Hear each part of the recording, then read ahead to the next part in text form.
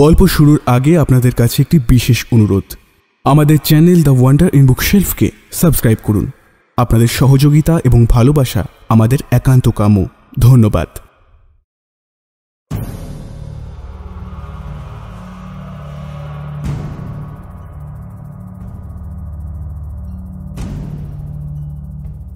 গল্পের দেশে আপনাদের নিয়ে যেতে আমরা আবার তৈরি। বিচিত্র এই দেশ রোমাঞ্চ এবং রহস্যে ভরা। সাহিত্যের এক বিপুল সম্ভার নিয়ে আমাদের বিশেষ প্রয়াস দ্য ওয়ান্ডার ইন বুকশেলফ। থাকবে বাংলা ও বিশ্ব সাহিত্যের ঝুলি থেকে বাছাই করা কিছু গল্প। আর আজ আপনাদের জন্য থাকছে আমাদের একটি নতুন সিরিজ। প্রত্যেক বৃহস্পতিবার চ্যানেলের কিছু পুরনো ছোট গল্প নিয়ে থাকছে ভয় ভয় করে। আর তার মধ্যে আজকে শুনবেন আপনারা তার প্রথম পর্ব। শুরু হচ্ছে ভয় ভয় করে প্রথম পর্ব।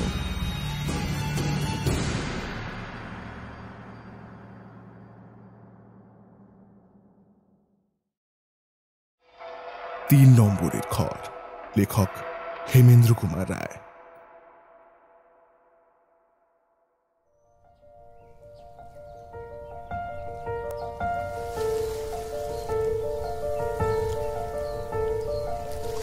বেড়াতে এসেছি পুরী। আমি আর শচীন দুই বন্ধু। সমুদ্রের গায়ে একটা হোটেল ছিল, সাগরপুরী। শচীন আগে একবার এই হোটেলে এসে উঠেছিল, এবারেও সে আমাকে নিয়ে সেইখানে হাজির হলো।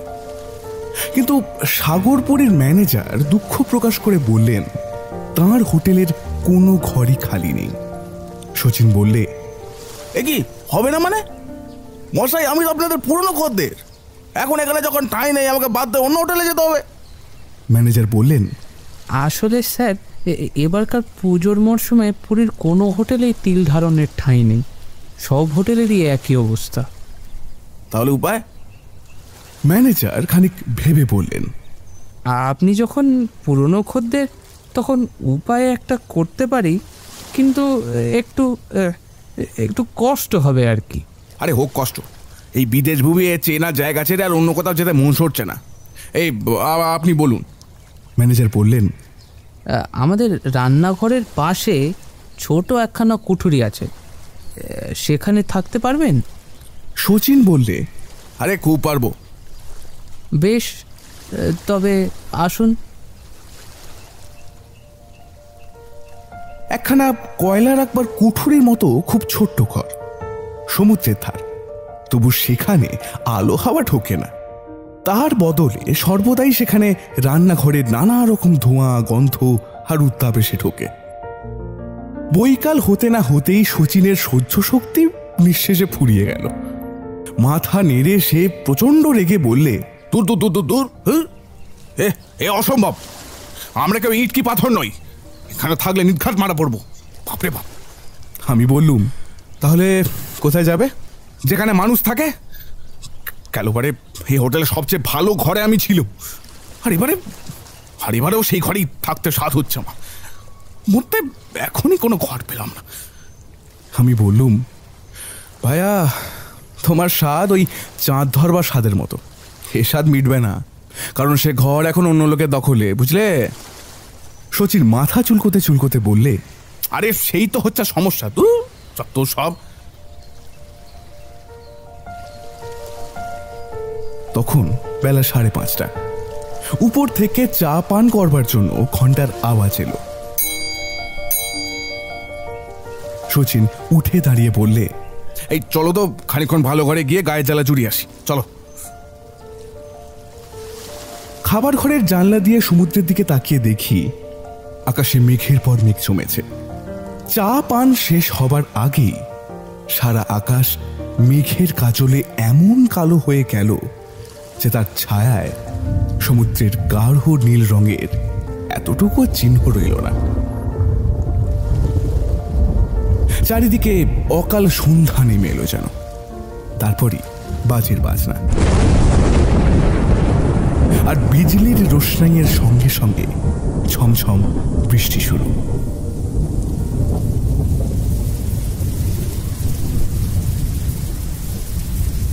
টেবিলের ধারে বসে যারা এতক্ষণ চায়ের পেয়ালায় চুমুক দিচ্ছিলেন, একে একে তাঁদের অনেকেই অদৃশ্য হল। আমরা দুজন ছাড়া আরও যে 3 জন লোক তখনও স্থান ত্যাগ করলেন না, তাদের একজন হচ্ছেন কলকাতার কোনো সওদাগরি অফিসের মাঝবয়সী বড়বাবু, আর একজন হচ্ছেন কলকাতার কোনো স্কুলের বুড়ো মাস্টার মশাই, এবং আর একজন হচ্ছেন কলকাতার কোনো কলেজের নব্য ছাত্র।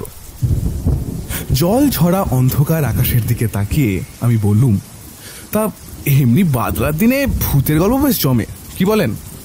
নব্য ছাত্রটি নাকশিটকে বলল, আমিও সব ভূত টুত মানি না। মাঝবয়সী বড়বাবু বললেন, না বাবা, আমি বাপু ভূত মানি, ভূতকে ভয়ও করি। আমার আবার ওই বুকের ব্যায়ামও আছে, ভূতের গল্প শুনলে আবার বুকটা কেমন ডিপ ডিপ করে। বুড়ো মাস্টার মশাই বললেন, দেখো, আমি কিন্তু ভূতের গল্প শুনতে খুব ভালোবাসি, কিন্তু এই মিথ্যা না, সত্যি ভূতের গল্প। হ্যাঁ। শচীন এতক্ষণ কি যেন ভাবতে ভাবতে অপলক চোখে বড়বাবুর মুখের পানে তাকিয়েছিল। এখন হঠাৎ মুখ খুলে বললে, তা আমি একটা খুব ভালো সত্যি ভূতের গল্প বলতে পারি। এই ভূতটাকে কিন্তু আমি নিজের চোখে দেখেছি, কিন্তু সেই গল্প কি বলা যাবে? তা উনি যে আবার ভূতকে ভয় করেন, তার উপর ওনার নাকি আবার কি সব বুকের ব্যায়ামও। বড়বাবু বুকে হাত দিয়ে বললেন, অনেক দিনের ব্যায়াম, সত্যি ভূতের গল্প শুনলে হয়তো সত্যি ভিড়মি খাবো। নব্য ছাত্রটি বাঁকা চোখে বড়বাবুর দিকে তাকিয়ে বললেন, দেখুন, আমি ভূত মানি না ঠিকই, কিন্তু সময় কাটানোর জন্য না ভূতের গল্প শুনতে এক কথায় রাজি। মাস্টার মশাই বললেন, বেশ, তাইলে ভূতের গল্প শোনা লোকই বেশি হলো। এবার আপনি আপনার ওই সত্যি ভূতের গল্পটি বলুন। হ্যাঁ, শুরু করুন। হ্যাঁ।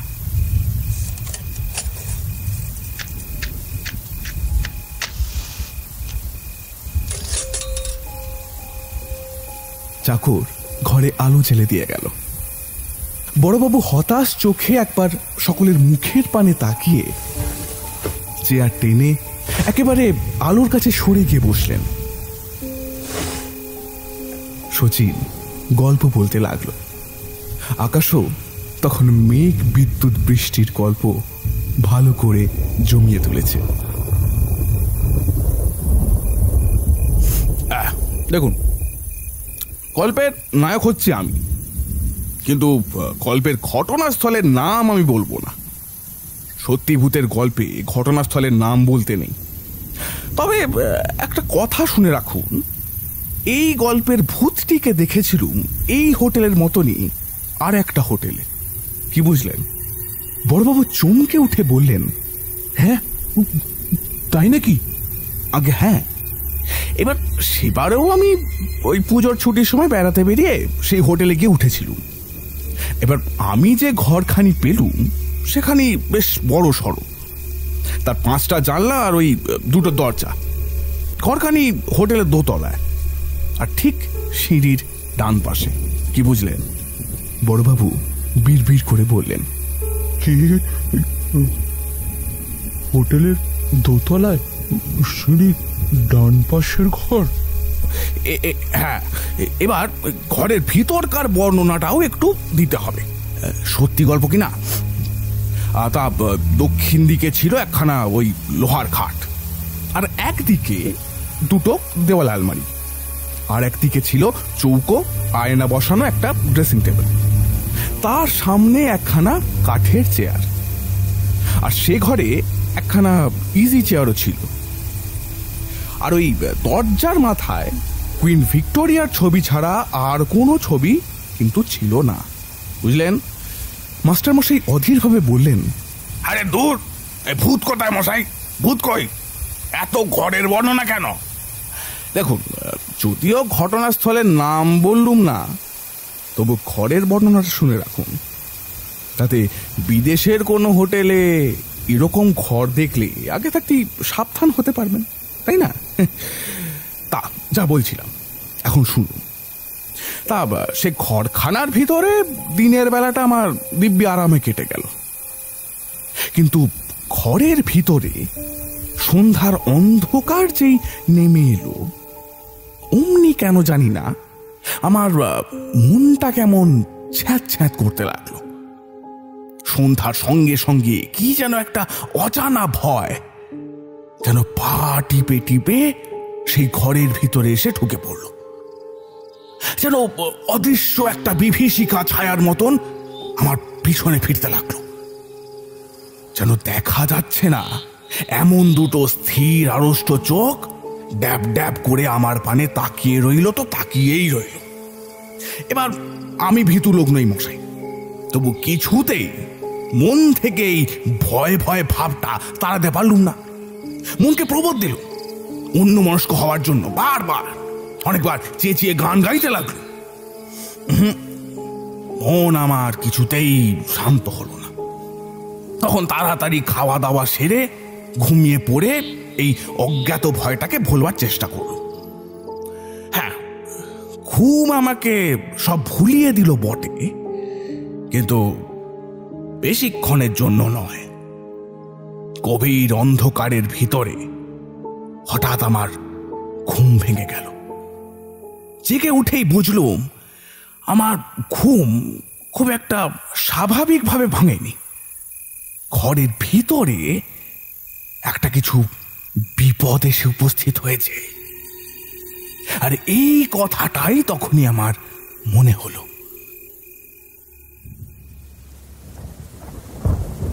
শচীন এইখানে থামল। বাইরে তখন অবিরাম চলছে বজ্রের হুঙ্কার, সমুদ্রের গর্জন, বৃষ্টিধারার কান্না ও ঝোড়ো হাওয়ার হাহাকার। দমকা বাতাস মাঝে মাঝে ঘরের ভিতরেও এসে ঠান্ডা জলের ছিটে ছড়িয়ে দিচ্ছে।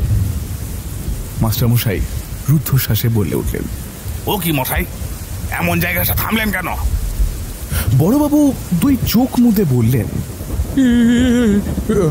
আমার কেমন বুক ডেপ ডেপ করছে।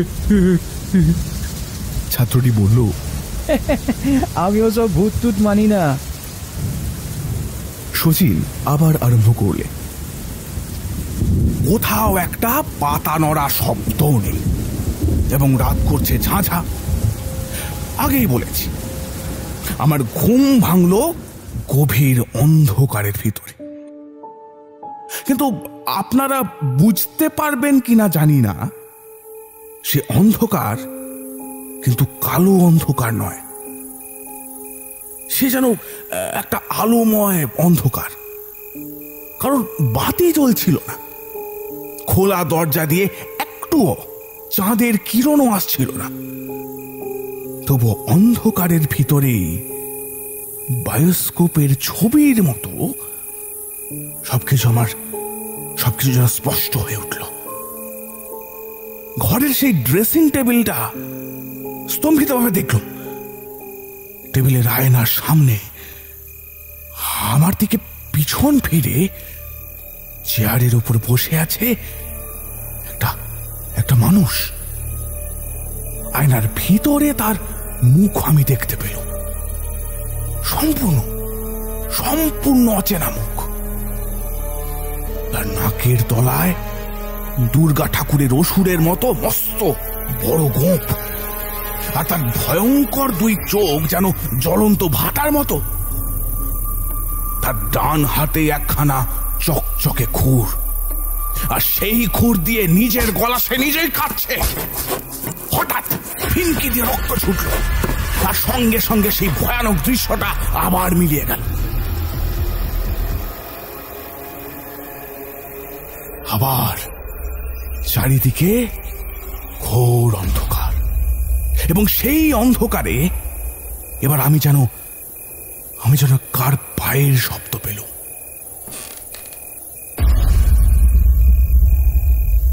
সে ড্রেসিং টেবিলের দিক থেকে আমার বিছানার দিকে পায়ে পায়ে যেন এগিয়ে আসছে। আমি আর স্থির থাকতে পারলাম না। এক লাফে বিছানা ছেড়ে নেমে কোনো রকমে দরজা খুলে দরজার বাইরে পালিয়ে গেল।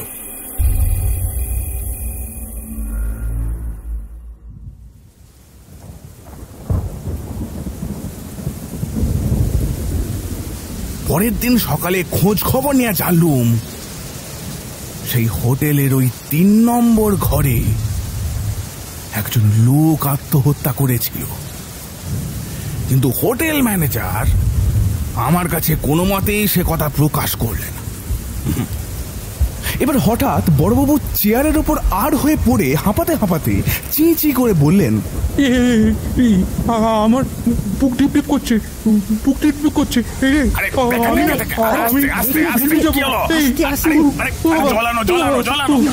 মাস্টারমশাই আর নব্য ছাত্রটি ব্যস্ত হয়ে তার কাছে ছুটে গেলেন। এদিকে তখন শচীন দাঁড়িয়ে উঠে বলে উঠল, দেখছি ওনার সামনে ভূতের গল্প বলাটা উচিত।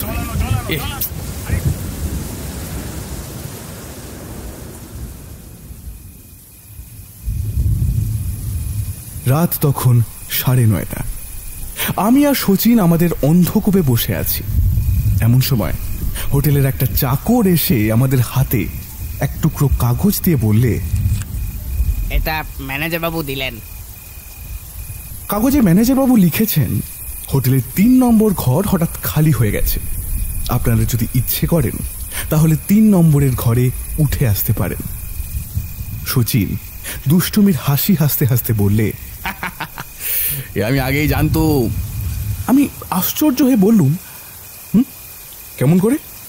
শচীন বললে, আরে হোটেলের দোতলায় সিঁড়ির ডান পাশের ওই 3 নম্বরের চমৎকার ঘরখানিতে গেলবারে এসে থেকেছি। আজ দুপুরে ও ঘরে একবার উঁকি মেরে দেখে এসেছি। ও ঘরের আসবাবগুলো ঠিক আগেকার মতোই সাজানো আছে। আর ওই ঘরে ওই বড়বাবু ছিলেন, বুঝলে? তার মানে তুমি একটা আস্ত গাড়ল, বুঝলে? এতক্ষণও এটা বুঝলে না? আরে বড়বাবুকে তাড়ানোর জন্য ওই ভূতের গল্পে 3 নম্বর ঘরের বর্ণনা স্থান পেয়েছে। গল্পে যে ভূতের ঘরের বর্ণনা দিয়েছি তা হলো হুবহু ওই 3 নম্বর ঘরের মতো, কি বুঝলে?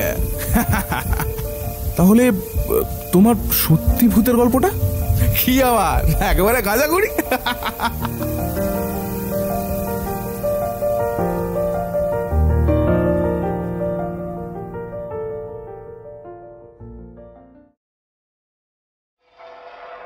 মূর্তির কবলে, লেখক হেমেন্দ্র কুমার রায়।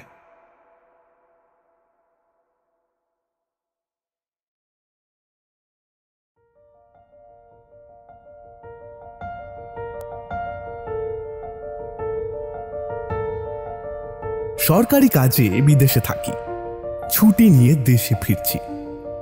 সাঁওতাল পরগনার যে জায়গায় আমার কর্মস্থল ছিল সেখান থেকে রেল স্টেশনে যেতে হলে প্রায় 30 মাইলের উপর পথ পার করতে হবে। পাহাড়ি পথ, এক মাইল হচ্ছে প্রায় 2-3 মাইলে থাকা। তার উপরে রাতের বেলায় পথে বাঘ ভাল্লুকের সঙ্গেও আলাপ হওয়ার সম্ভাবনা কম নয়। সকালবেলায় বেরোলেও মাঝপথে সন্ধে হবেই, আর তখন একটা আশ্রয়ের দরকার। মাঝপথের কাছাকাছি স্থানীয় রাজার একটা শিকার কুঠি ছিল। রাজা বা তার বন্ধুরা শিকারে বেরোলে এই কুঠি হতো তাদের প্রধান আস্তানা। রাজার ম্যানেজারের সঙ্গে আমার আলাপ ছিল। তাকে গিয়ে অনুরোধ জানালুম শিকার কুঠিতে একটা রাতের জন্য আমাকে মাথা গোজবার জায়গা দিতে হবে। সব শুনে ম্যানেজার বললেন, এখন তো শিকারের সময় নয়, কুঠি তো খালি পড়ে আছে। আপনি 1 রাত কেন 1 মাস চাইলেও থাকতে পারেন। এখানকার ওই পুলিশ সুপারিনটেন্ডেন্ট ওই টেলর সাহেবও আজ রাতটা সেখানেই বিশ্রাম করবেন। কুঠিতে আরো ঘর আছে, আপনারও থাকবার অসুবিধা হবে না। কিন্তু কিন্তু কিন্তু কি?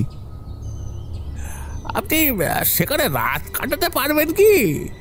কেন পারবো না? না, আসলে লোকের মুখে শুনি কুটিতে নাকি ওই অপদেবতার ভয় আছে। কি অপদেবতা?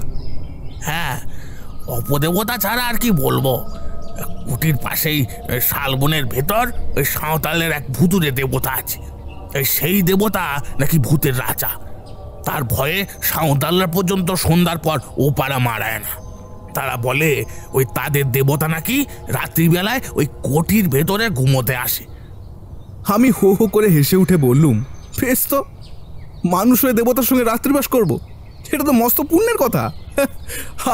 বেশ, আমি রাজি। ম্যানেজার বললেন, আমি অবশ্যই সব ছেলে মানসিকতায় ততটা বিশ্বাস করি না, তবু বলা তো যায় না, তাই আর কি আপনাকে আগে ভাগে সাবধান করে দিব আর কি।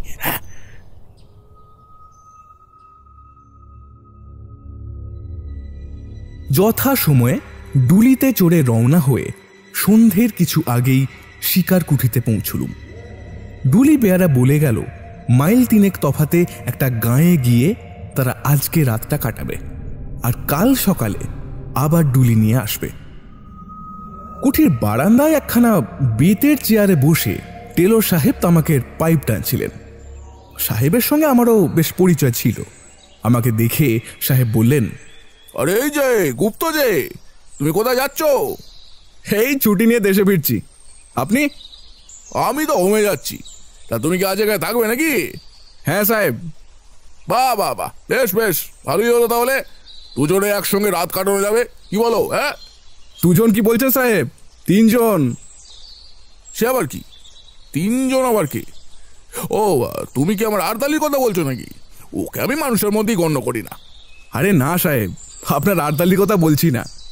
তবে কি কুটির দারোয়ানের কথা ভাবছো? না না, সে তো রাত্রে এখানে থাকে না।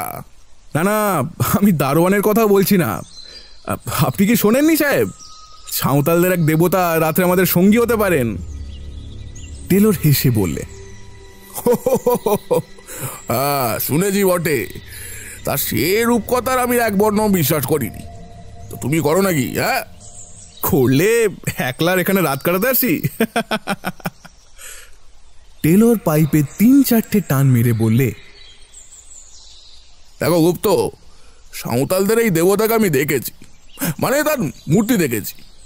এমন বিভৎস দেবতা পৃথিবীতে আর 2টো নেই। তবে তাকে দেখে আমার ভারী পছন্দ হয়েছে। হ্যাঁ, পছন্দ হয়েছে? হ্যাঁ, তাই ঠিক করেছি কাল যাবার সময় তাকে আমি সঙ্গে করে নিয়ে যাব। ইংল্যান্ডে আমার ওই বাড়ির বৈঠকখানায় তাকে সাজিয়ে রাখবো। আমার বন্ধুরা তাকে দেখলে খুব তারিফ করবেন, কি বুঝলে? আমি হেসে বললুম, তাহলে বোঝা যাচ্ছে কাল থেকে দেবতার কুটির ভেতরে শুতে আসবে না। যাই, এই বেলা তাকে একবার দর্শন করে আসি। তা তার আড্ডা কোথায়? টেলর আঙুল দিয়ে দেখিয়ে বললে, ওই যে ওইখানে, ওই মিনিট খানেকের পথ।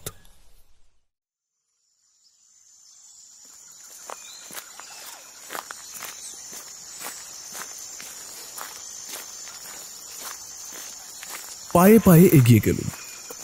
কুঠির পাশেই অনেকগুলো শাল গাছ দল বেঁধে দাঁড়িয়ে রয়েছে। তাদেরই ছায়ায় একটা পাথুরে ঢিপির উপরে মানুষের মতো উঁচু একটা মূর্তিকে দেখতে পেলুম। মূর্তিটা রং করা, কাঠের। তার দেহ মাপে মানুষের মতন বটে, কিন্তু তার মুখ দানবের মতো প্রকাণ্ড। আর সেই মুখের ভাব কি ভয়ঙ্কর! দেখলেই বুকের কাছটা কেমন ছ্যাঁত করতে থাকে। তার মাথার চুলগুলো যেন সাপের মতো ঝুলছে, কান দুটো ঠিক হাতির মতন, মুখখানা খানিক সিংহ আর খানিক ভালুকের মতন। দুটো গোল গোল কাঁচের চোখ যেন আগুনের মতো জ্বলছে। হাঁ করা বড় বড় দাঁতওয়ালা মুখের ভিতর থেকে রাঙা টকটকে লকলকে জিভের আধখানা বাইরে বেরিয়ে ঝুলে আছে। কাঁধ ও মুন্ডের মাঝখানে গলাটা দেখলে মনে হয় কে যেন একটা লিকলিকে সরু বাঁধারির ওপর মুখখানাকে বসিয়ে দিয়েছে। হাত দুখানা ঠিক বাঘের থাবার মতো। কোমরের কাছ থেকে পা পর্যন্ত দেহের কোনো অঙ্গই দেখা যাচ্ছে না। কাঠকে খুদে আর কোনো অঙ্গ গড়া হয়নি। মূর্তির গায়ের রং আলকাতরার মতো কালো, আর মুখের রং খানিক সাদা, খানিক তামাটে আর খানিক হলদে। ভাবলুম, এই মূর্তি যদি সত্য সত্য রাত্রে কুঠির ভিতর ঘুমোতে আসে, তাহলে আমাদের ঘুম এ জীবনে আর ভাঙবে কি? ধীরে ধীরে কুঠির দিকে ফিরে এলুম। টেলর পশ্চিমের আকাশের দিকে তাকিয়ে কি দেখছিল। আমাকে দেখে সে বললে, খুব ঝড় বৃষ্টি আসছে, ওই দেখো। সত্য কথা, পশ্চিমের আকাশখানা আচম্বিতে ঠিক যেন কালো কোষ্ঠী পাথর হয়ে গেছে। ঝড় উঠতে আর দেরি নেই।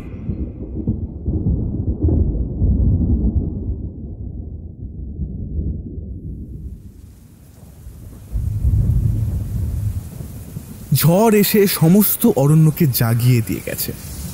এখন বৃষ্টি পড়ছে মুষলধারে। অনেক রাত। টেলরের নিমন্ত্রণ নিয়ে তার সঙ্গে গল্প করতে করতে অনেকক্ষণ আগে ডিনার খেয়েছি। এখন টেলর তার ঘরে হয়তো দিব্যি আরামে নিদ্রা দিচ্ছে, কিন্তু আমার চোখে কোনো ঘুম নেই। এবার ভূত টুত কিছু মানি না, তবু কেন জানি না মনটা কেমন খুঁতখুত করছে। রাজার সেই ম্যানেজারের কথাগুলো আর সাঁওতালি দেবতার সেই ভয়ানক মুখখানা মনের ভিতর দিয়ে ক্রমাগত যেন আনাগোনা করছে। যতই তাদের ভুলবার চেষ্টা করি আজে বাজে নানান কথা ভেবে, তত তারা মনের উপরে চেপে বসছে, যেন ঠিক ওই নরম মাটির উপরে ভারী পায়ের দাগের মতো। বাইরে বৃষ্টি ঝরছে, ছমছম রমরম। মাঝে মাঝে ঝোড়ো দমকা হাওয়া হা হা করে উঠছে, যেন কোনো আহত আত্মার কান্না। চারিদিক থেকে বনের গাছপালাগুলো মর মর মর করে যেন কোন শত্রুকে অভিশাপ দিচ্ছে। তারই ভিতর দিয়ে একবার শুনলুম এক হায়নার অট্টহাসি। একবার শুনলুম শ্রীগাল দলের মরা কান্না।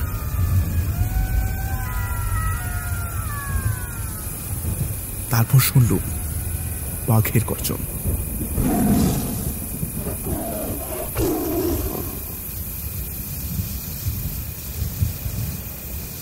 এবার হঠাৎ আমার দরজার ওপর দুমদুম করে আঘাত হলো।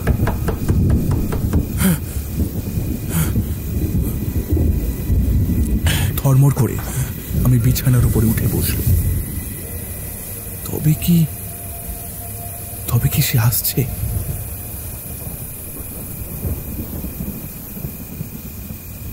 দরজার উপরে আর কোনো আঘাত হলো না। ছোড়ো হাওয়ার ঝাপটায় দরজা নড়ে উঠেছে নিশ্চয়ই। নিজের কাপুরুষতার জন্য মনে মনে নিজেই লজ্জিত হয়ে খাবার শুয়ে পড়বার চেষ্টা করছি।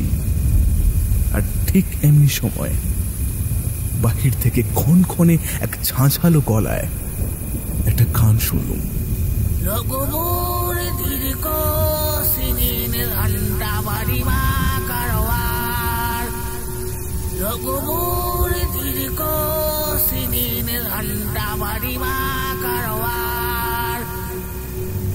এ তো সাঁওতালি ভাষা, নিশ্চয়ই কোনো সাঁওতাল গান গাইছে। কিন্তু এত রাত্রে এমন ঝড় বাদলে এই হিংস্র জন্তু ভরা গভীর অরণ্যের মধ্যে কে সাঁওতাল মনের আনন্দে শখ করে গান গাইতে আসবে? আবার দরজার উপর ঘন ঘন আঘাত হলো।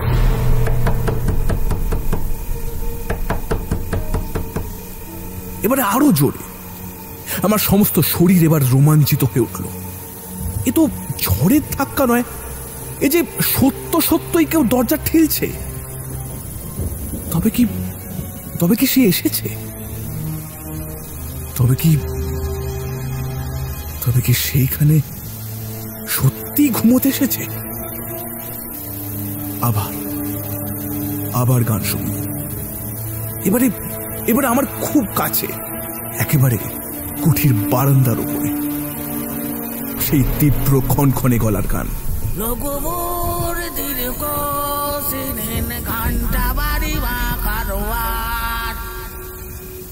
হঠাৎ উল্টো বিপদ। কুঠির ভিতর দিককার দরজায় ঘন ঘন আঘাত। ভিতরে বাহিরে বিপদ দেখে প্রায় যখন হাল ছেড়ে দিয়ে বসেছি, এমনি সময় শুনলুম, গুপ্ত গুপ্ত, ভগবানের দোয়াই খোলো, দরজা খোলো শিগগির, গুপ্ত। এ তো টেলরের গলা। বাঁচলুম, তাড়াতাড়ি উঠে দরজা খুলে দিলুম। টেলর হুড়মুড় করে ঘরের ভিতর ঢুকে পড়ল। তার মুখ চোখ তখন পাগলের মতো, আর তার হাতে একটা বন্দুক। আমি তাকে দু হাতে চেপে ধরে বললুম, মিস্টার টেলর, কি হয়েছে? এত রাতে আপনি? টেলর দেয়ালে ঠেসান দিয়ে দাঁড়িয়ে দাঁড়িয়ে বললে, গুপ্ত, আমার ঘরের দরজায় ক্রমাগত লাথি মারছে আর গান গাইছে। তুমি কি আমার ঘরের দরজার কাছে গিয়ে আমাকে ডাকছিলে? আমি বললুম, না, আমি আমার বিছানা ছেড়ে এক পাও নড়িনি। কিন্তু কিন্তু কিন্তু আমারও ঘরের দরজা কে যেন নাড়ছে ক্রমাগত, আর আর আর গান গাইছে। ওই শোনো সেই গান।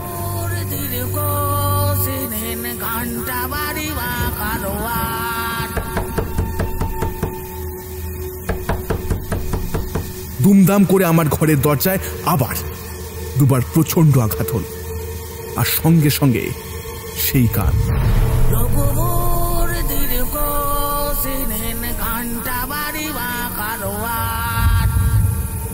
আচমকা আবার একটা ঝড়ের ঝাপটা এসে দরজা জানলার উপরে আছড়ে পড়ল, এবং সঙ্গে সঙ্গে একটা খড়খড়ি দুমদাম করে খুলে গেল।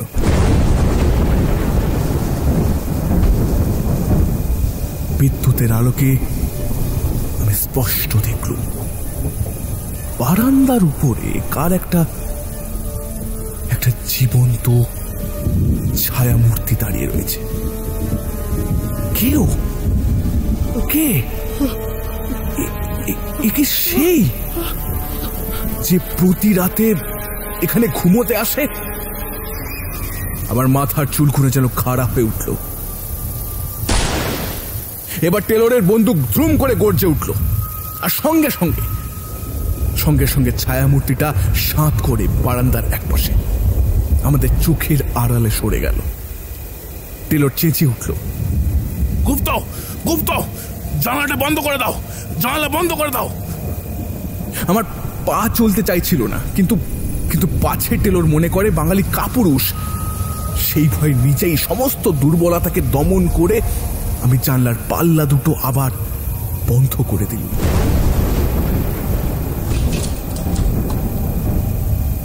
টেলর টুলতে আমার বিছানার উপর বসে পড়ে এবার মুখ খুলল।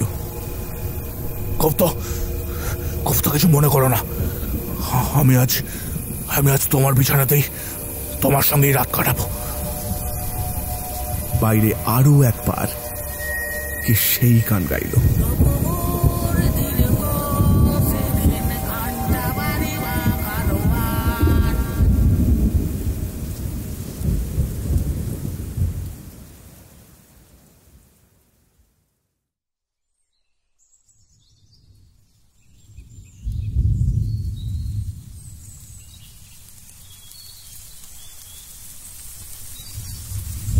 সকালবেলা, কিন্তু তখনও সমানভাবে বৃষ্টি ঝরছে আর ঝরছেই। আস্তে আস্তে দরজা খুলে বারান্দায় এসে দাঁড়ালুম। সারা আকাশখানা যেন কালো মেঘের ঘোড়াটোপ দিয়ে ঢাকা। সূর্যকে যেন আজ কোনো অন্ধকার রাহু গ্রাস করে ফেলেছে, আর যত দূর নজর চলে খালি দেখা যায় অগণ্য শ্যামল তরুর বিরাট সভা আর শৈলমালার গর্বোন্নত শিখর, এবং তারই ভেতর এসে পড়েছে তীরের চকচকে ফলার মতো বৃষ্টির অশান্ত ধারাগুলো। কোথাও পশু পক্ষী কীট পতঙ্গ কিংবা কোনো জীবের চিহ্ন পর্যন্ত নেই। পথের উপর দিয়ে ক্রুদ্ধ জলস্রোত যেন কোনো অদৃশ্য শত্রুকে বেগে আক্রমণ করতে ছুটে চলেছে। হঠাৎ বারান্দায় এক কোণে চোখ গেল। কাপড় মুড়ি দিয়ে কি একজন শুয়ে রয়েছে। কাছে গিয়ে ডাকলুম, এই কে তুই? বার কয়েক ডাকাডাকির পর কাপড়ের ভিতর থেকে একখানা সাঁওতালি মুখ বেরোলো। কে তুই? আমি ঠাকুরের পূজারি। ঠাকুর? কে ঠাকুর? যিনি এই শালবনে থাকেন। এখানে কি করছিস তুই? ঠাকুর রোজ রাতে এখানে ঘুমোতে আসেন, তাই আমিও তার সঙ্গে সঙ্গে আছি। হ্যাঁ। কাল রাত্রে তাহলে তুই দরজা ঠেলছিলি? আমিও ঠেলছিলাম, ঠাকুরও ঠেলছিলেন। আর গান গাইছিল কে? আমি। এমন সময় টেলরও ঘরের ভিতর থেকে বেরিয়ে এলো। তাকে সব কথা খুলে বললুম। টেলর তো শুনেই মহাখাপ্পা। একেবারে খুশি পাকিয়ে পুরুতের দিকে ছুটে যাওয়া মাত্রই সে এক লাফে বারান্দার রেলিং টপকে বাইরে পড়ে একেবারে বনের ভিতরে অদৃশ্য হয়ে গেল। এই সময় টেলর বললে, রাস্কালটাকে ধরতে বলে একবার দেখিয়ে দিত। ও সারা রাত কি অশান্তিতেই না কেটেছে। আমি বললুম, যাক, যা হবার তা তো হয়েই গেছে, তো এখন আমাদের কি উপায় হবে? কুঠিরের দারোয়ানও তো এলো না, আর ডুলি বেয়ারাও এই দুর্যোগে বোধহয় আসবে না। আমরা যাবো কেমন করে? টেলর বললে, আরে না না, আমাকে যেমন করে হোক আজকে যেতে হবে। আরে বোম্বে যাবার টিকিট পর্যন্ত কিনে ফেলেছি। উপায় থাকলে তোমাকে স্টেশন পর্যন্ত পৌঁছে দিত, কিন্তু আমার তো 2 সিটের গাড়ি। আমি, আমার আর্দালি, তুমি, তোমার চাকর আর তোমার মালপত্র অতটুকু গাড়িতে ধরবে না। কাজেই তোমাকে ফেলে রেখেই আমাকে যেতে হবে, কিছু মনে করো না। এই আর্দালি। টেলরের আর্দালি এসে সেলাম করলে। টেলর বললে, এই আমার মালপত্র সব গুছিয়ে এনে গাড়িতে তোলো, তারপর শালবন থেকে সেই ওই কাঠের পুতুলটাকে নিয়ে এসো, যাও। আমি বললাম, আপনি কি সত্যি সত্যি এই পুতুলটা ইংল্যান্ডে নিয়ে যেতে চান নাকি? টেলর বললে, নিশ্চয়ই, আমার যে কথা সেই কাজ, কি বুঝলে?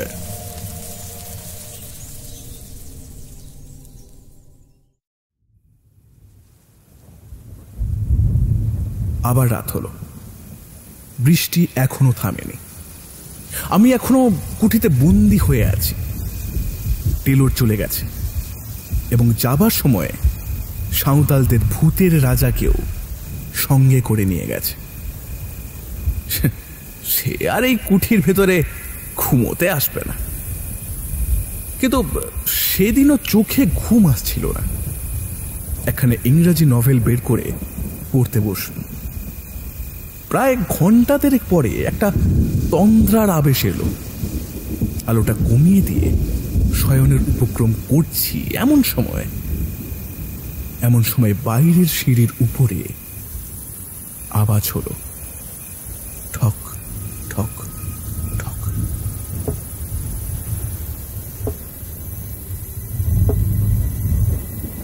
ঠিক যেন কাঠের আওয়াজ।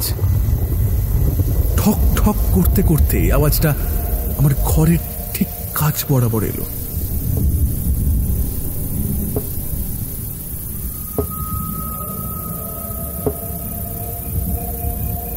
আর তারপর দরজার উপরে শুনলুম ধাক্কার পর ধাক্কা। কি আপদ! টেলর তো পুতুলটাকে নিয়ে কোন সকালে বিদায় হয়েছে।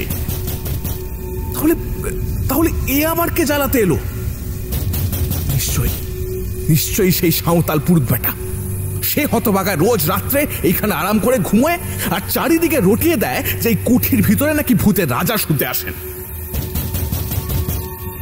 এদিকে ধাক্কার জোর ক্রমেই বেড়েই চলল।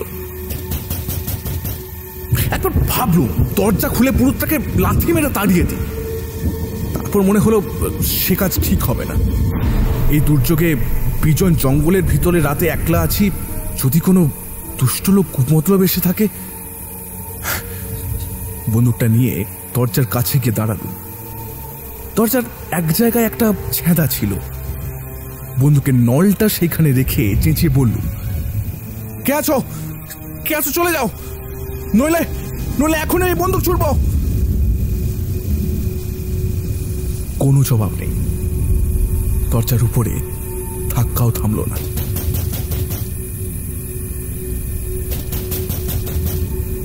এখনো আমার কথা শোনো, নইলে। এবার বাইরে বিশ্রী গলায় কে যেন হাসতে লাগলো।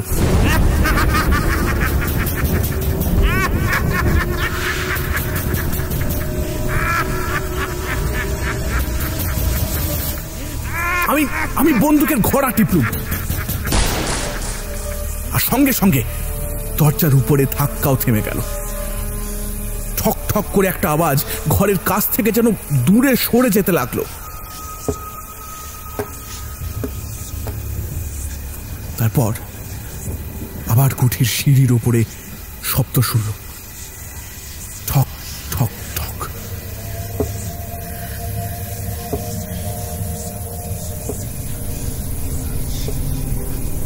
খানিক পরে অনেক দূর থেকে আবার সেই বিশ্রী হাসির শব্দ শোনা গেল।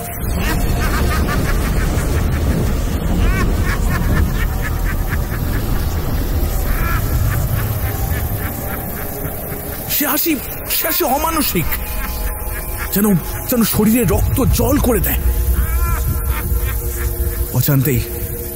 অজান্তেই আমার সারা গায়ে যেন কাঁপুনি দিয়ে উঠল। শেষ রাতে জল ধরে গেল।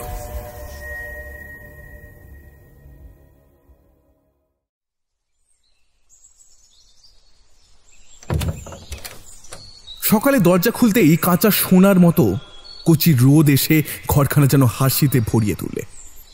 রোদ দেখে মনটা খানিক খুশি হয়ে উঠল। বারান্দায় বেরিয়েই দেখি এক কোণে কাপড় মুড়ি দিয়ে কে শুয়ে রয়েছে। তেড়ে গিয়ে মারলুম তাকে এক ধাক্কা। থরমর করে সে উঠে বসল। সেই সাঁওতাল পুরুষটা। এবার ক্রুদ্ধ স্বরই বললুম, এই কাল আবার কি করতেছিস? ভারী চালাকে পেয়েছিস না? লোকটার মুখের ভাব একটু বদলালো না। সেই একই রকম শান্ত স্বরে বললে, আমার ঠাকুর কাল এখানে ঘুমাতে এসেছিলেন, আমিও তাই এসেছিলাম। তোর ঠাকুর কোথায়? সাহেব তো নিয়ে চলে গেছে তাকে। আমার ঠাকুর যেখানে থাকেন সেইখানেই আছেন। মিথ্যে কথা! আমি নিজের চোখে দেখেছি টেলর তাকে নিয়ে চলে গেছে। আমার ঠাকুর যেখানে থাকেন সেইখানেই আছেন, সেইখানেই আছেন, সেইখানেই আছেন, সেইখানেই আছেন। এবার কুঠি থেকে বেরিয়ে পড়ে ছুটে পাশের শালবনে গিয়ে হাজির হলো। এবার সবিষয়ে দেখলুম ভূতের রাজা চোখ পাকিয়ে লকলকে জিভ বার করে ঠিক সেখানেই দাঁড়িয়ে রয়েছে।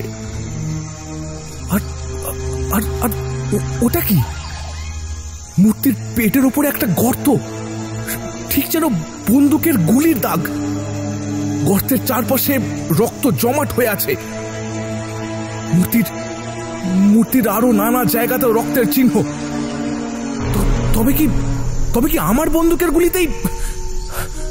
ভাবতে পারলুম না, মূর্তির দিকে আর তাকাতেও পারলুম না। কেমন একটা অজানা ভয় আমার সমস্ত শরীর যেন আচ্ছন্ন হয়ে গেল। তারপর প্রাণপণে দৌড়ে সেখান থেকে আমি পালিয়ে এলাম।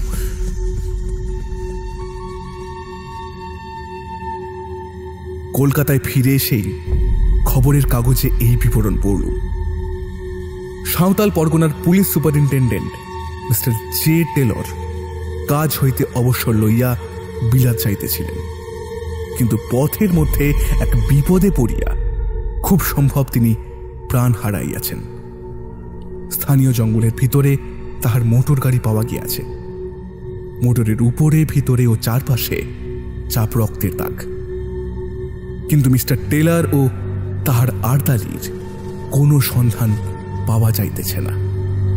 পুলিশ সন্দেহ করিতেছে মিস্টার টেলর ও তাহার আর্দালিকে ব্যাঘ্র অথবা অন্য কোনো হিংস্র জন্তু আক্রমণ করিয়াছে, এবং নিকটস্থ জঙ্গলে এক নরখাদক ব্যাঘ্রেরও সন্ধান পাওয়া গিয়েছে।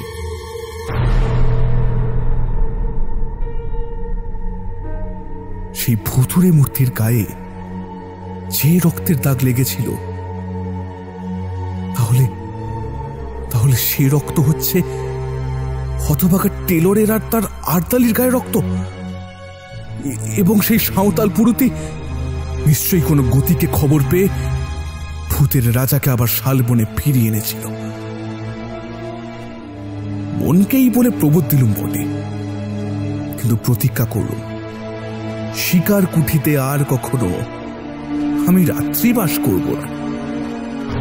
কোথায় কি সে কি হয় কে জানে।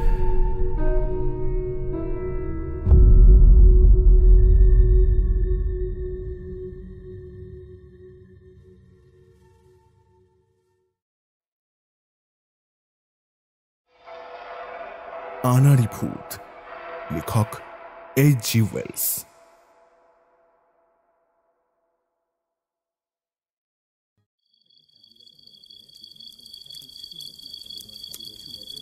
ক্লাবে সকলে এলে ক্লেটন হঠাৎ বলে ওঠে, গতকাল রাতটা আমি এই ক্লাবে কাটিয়েছি, আর সেই সময় একটা ভূতকে আমি গ্রেপ্তার করেছি।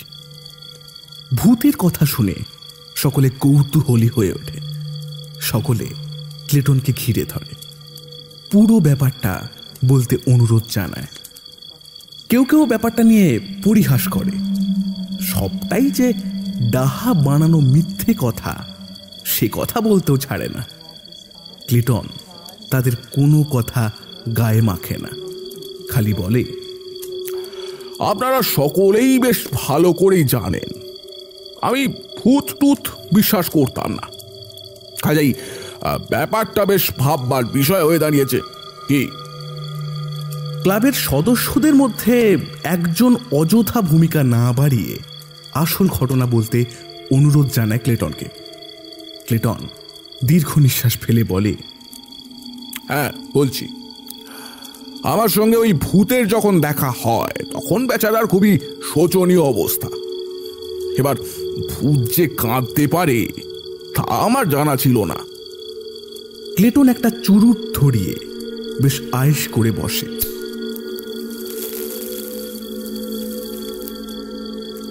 প্রথম থেকেই তাকে বেশ ক্লান্ত দেখাচ্ছিল। সে চুরুটে বেশ বড় একটা টান দেয়, তারপর ধীরে ধীরে বলতে শুরু করে,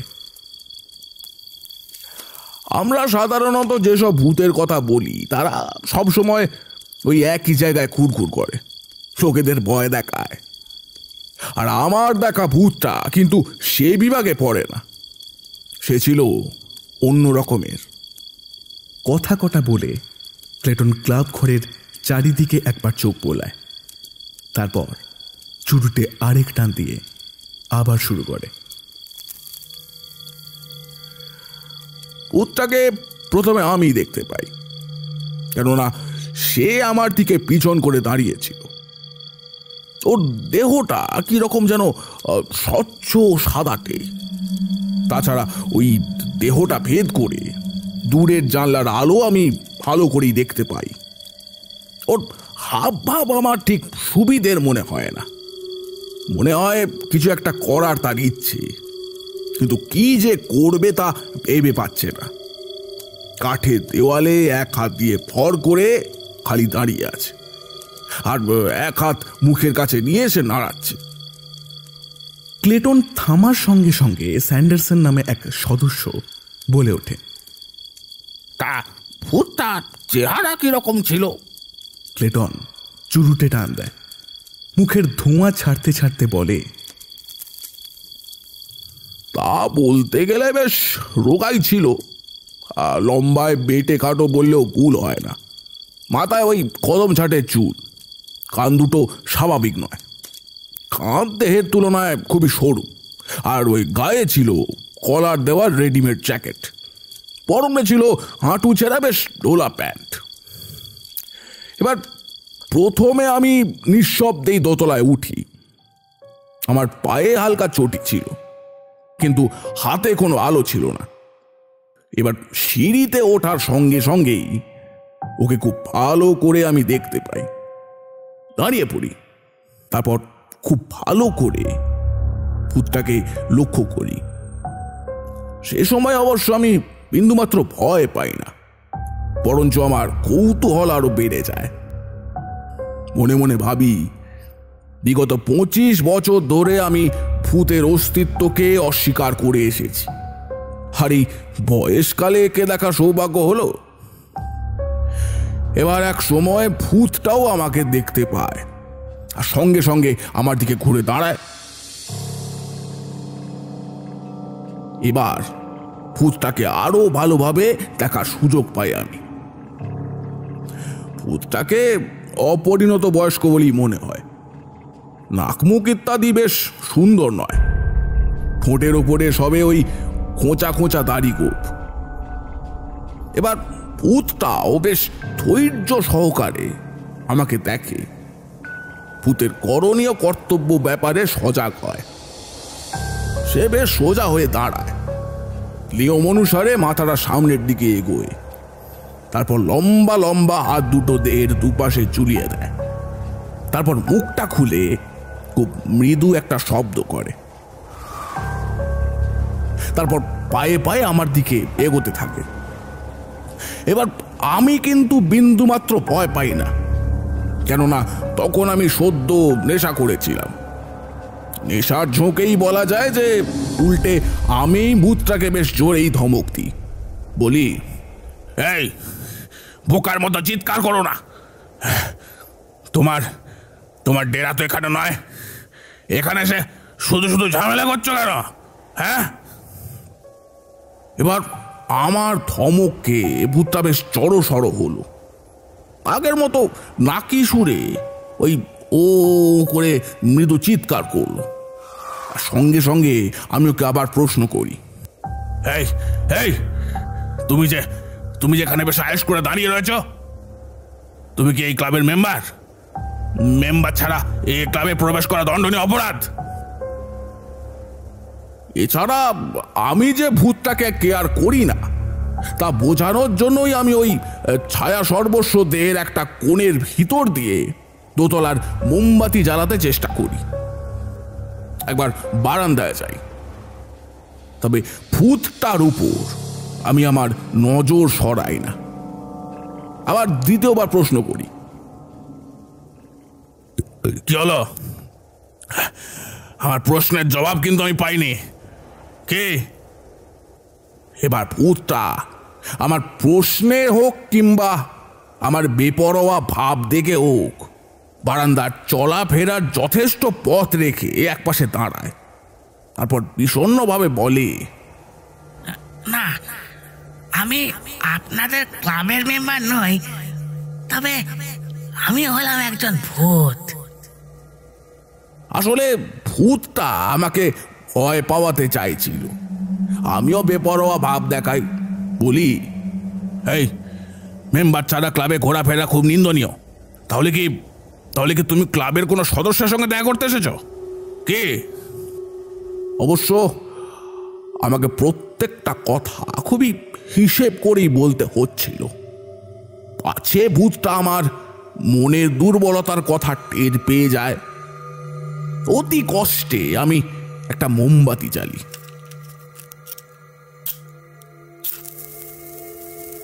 মোমবাতি হাতে ভূতটার দিকে ঘুরে দাঁড়াই, প্রশ্ন করি, এই তুমি এখানে দাঁড়িয়ে দাঁড়িয়ে কি করছিলে?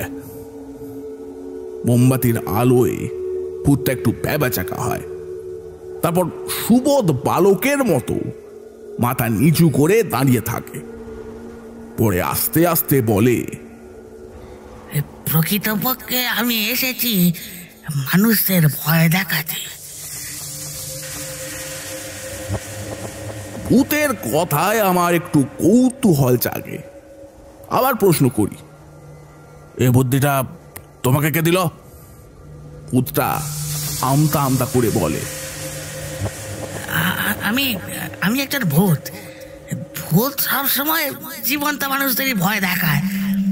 আমিও আমার মহান কর্তব্য পালন করতে এসেছি এখানে।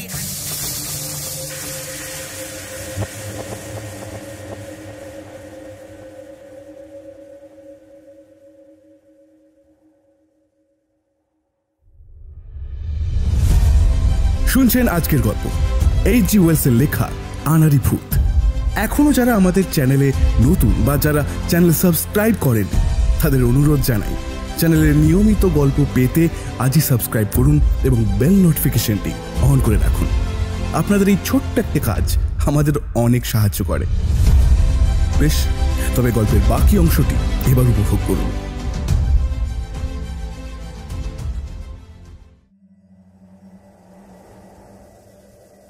আমিও ছাড়ার পাত্র নই। আমিও সঙ্গে সঙ্গে বলি, এটা ভদ্রলোকের ক্লাব, এখানে সদস্যের অনুমতি ছাড়া কারো কিছু করার অধিকার নেই। তাছাড়া এই ক্লাবে মহিলা ও শিশুরাও আসে। তারা যদি একটিবার তোমার এই শ্রীমুখখানা দেখে তাহলে তো সত্যি সত্যি ভয় পেয়ে যাবে, ক্লাবের বদনাম হবে। এসব কথা কি একবারের জন্য চিন্তা করেছো তুমি? ভূতটা একটু মাথা চুলকায়, তারপর অপ্রস্তুতভাবে বলে, আগে না, সেরকম কিছু তো চিন্তা করিনি। তাহলে এই এই এই শোনো, তুমি কি এ জায়গায় খুন হয়েছিলে? হ্যাঁ, আগে তাও নয়, জায়গাটা দেখার পর কেন জানি না জায়গাটা আমার খুব পছন্দ হয়। কেননা এখানকার পরিবেশটা ওই সেকালের মতো। কথা বলতে বলতে ভূতটা একটা চেয়ারে বসে পড়ে, তারপর ফুঁপিয়ে ফুঁপিয়ে কাঁদতে শুরু করে।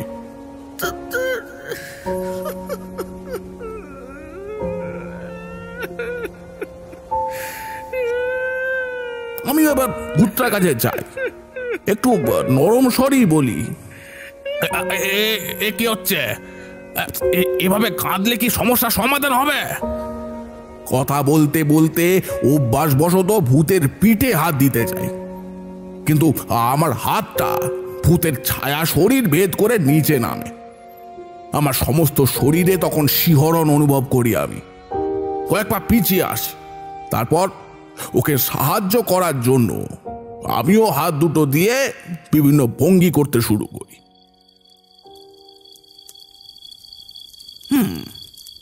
শেষ পর্যন্ত ভূতটা তোমার সহায়তায় সাফল্যমণ্ডিত হলো, স্যান্ডারসন মন্তব্য করে।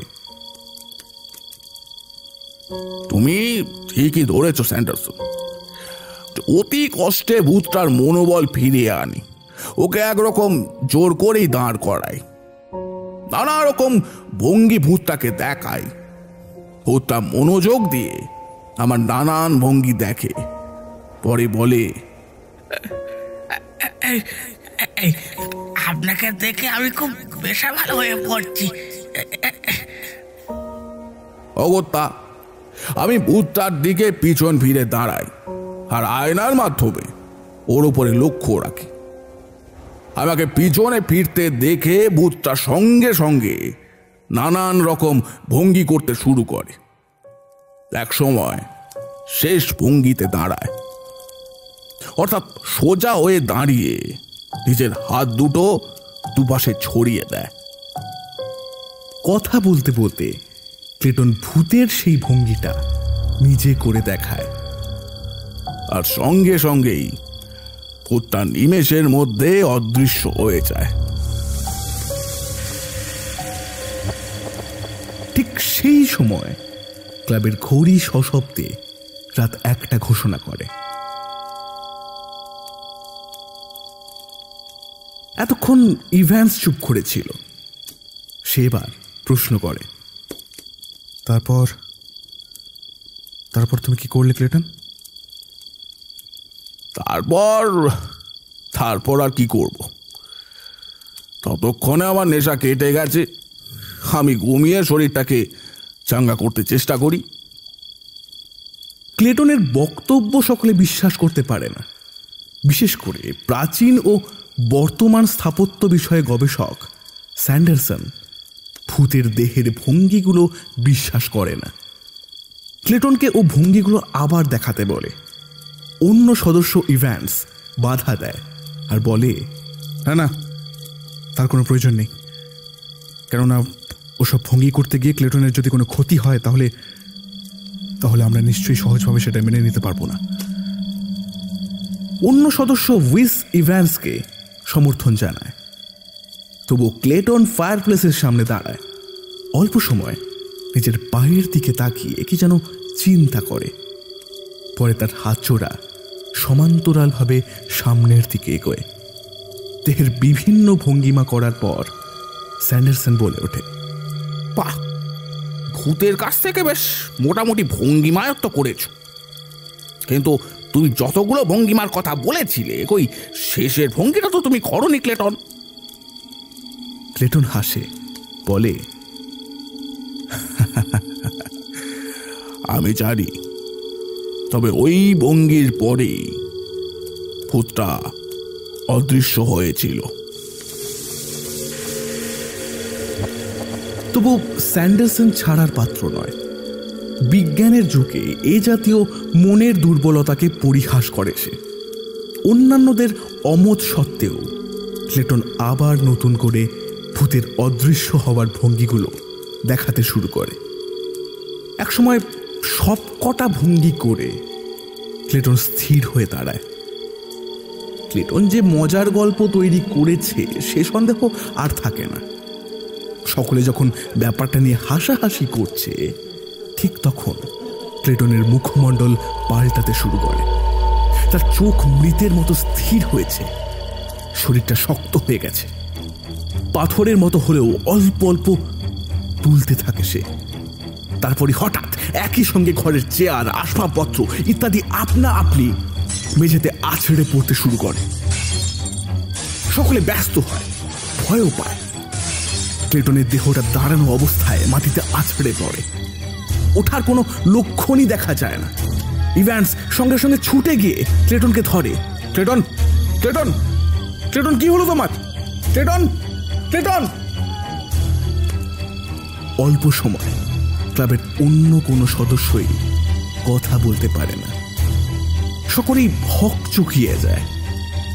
স্যান্ডারসন ক্লেটনের পাশে বসে তার দেহের জামা ছিঁড়ে ফেলে, তারপর তার বুক পরীক্ষা করে, কিন্তু সেখানে হৃৎপিণ্ডের কোনো স্পন্দনই খুঁজে পায় না সে।